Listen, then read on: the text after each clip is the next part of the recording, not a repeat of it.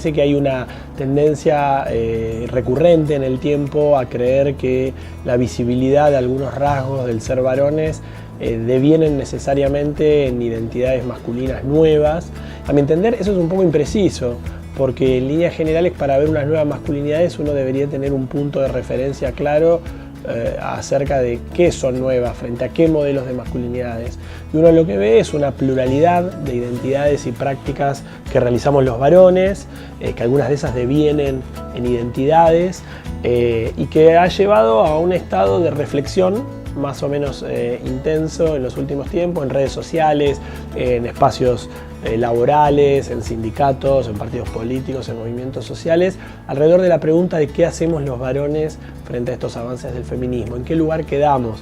Sobre todo estoy pensando en varones cis heterosexuales. Con cis me refiero a personas no trans, y heterosexuales, bueno, que definen su deseo sexual y su identidad alrededor de una persona del otro género, y en ese sentido, en este caso, de mujeres.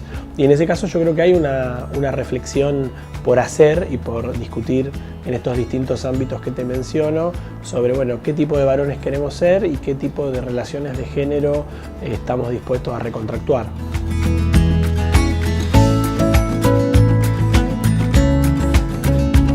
La escuela muchas veces sirve como generadora de contrahegemonía frente a otras instancias de socialización en valores, en este caso en valores de género, como pueden ser los medios de comunicación, las familias, otras instancias del espacio público, los movimientos sociales.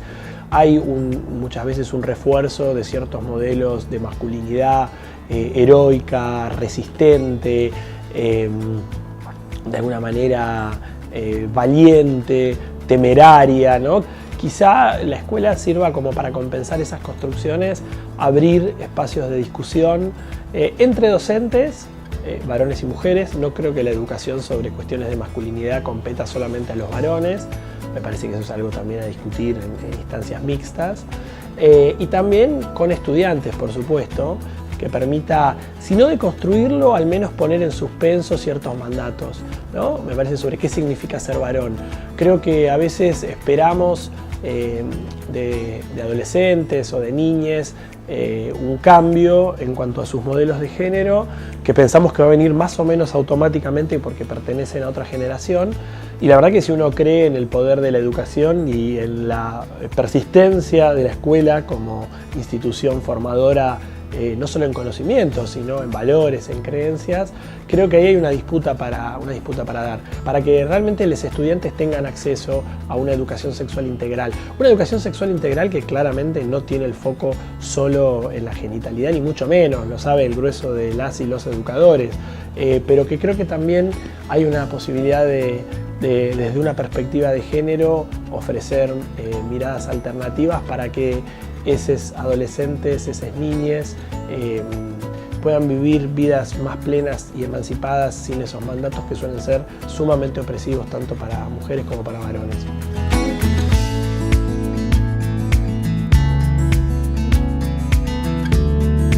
Siempre hay una idea muy de, bueno, discutamos entre docentes, que se da más, menos progresista, más, menos conservador, pero el sesgo de decisión adulta, y muchas veces eso se traduce en un sesgo adultocéntrico en los programas, no muchas veces contempla cuáles son los intereses e inquietudes reales de los adolescentes actuales. Yo me acuerdo hace muchos años cuando investigaba en las escuelas sobre sexualidad que los estudiantes me decían, entre 14 y 18 años, me decían que ellos en las clases que tenían de educación sexual no tenían mucho espacio para llevar sus inquietudes, ¿no? En todo caso, por ahí había un buzón de preguntas anónimo, por ahí había algún docente que preguntaba de qué quieren hablar, pero no estaba sistematizado eso en animarse de parte de los docentes a recepcionar las inquietudes para luego, al menos una parte de esas inquietudes, moldear en base a ellas los programas. Me parece que ahí hay algo desafiante. Por supuesto, siempre es mucho más trabajo porque obliga a salir de las zonas de confort en base a las cuales muchas veces armamos los programas. Pero sería también una buena estrategia de defensa ante aquellos padres, aquellas madres, aquellas directives que son resistentes a la implementación de la educación sexual integral, que por ley es obligatoria.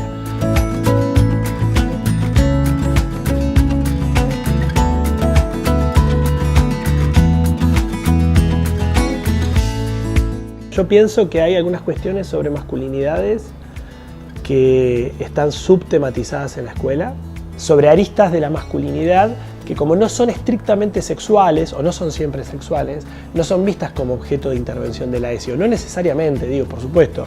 En una visión más acotada de la sexualidad, supongamos, la violencia, digamos, bueno, no sé si sería parte, pero bueno, ¿qué formatos de intervención podemos pensar para reflexionar sobre los espacios de sociabilidad de varones y mujeres, sobre el rol de la complicidad machista, sobre la fratria, ¿no? Como estos varones que se defienden entre ellos ante las acusaciones o escraches. Es decir, cómo podemos reconstituir un tejido de confianza, pero que a su vez no signifique volver a una situación de pasividad o complicidad con las violencias machistas, que incluso pueden ejercer adolescentes que están en una instancia, en una edad formativa. Yo estoy en contra de caerle fuertemente a un chico de 14, 15, 16 años, aunque haya hecho algo que concibamos grave.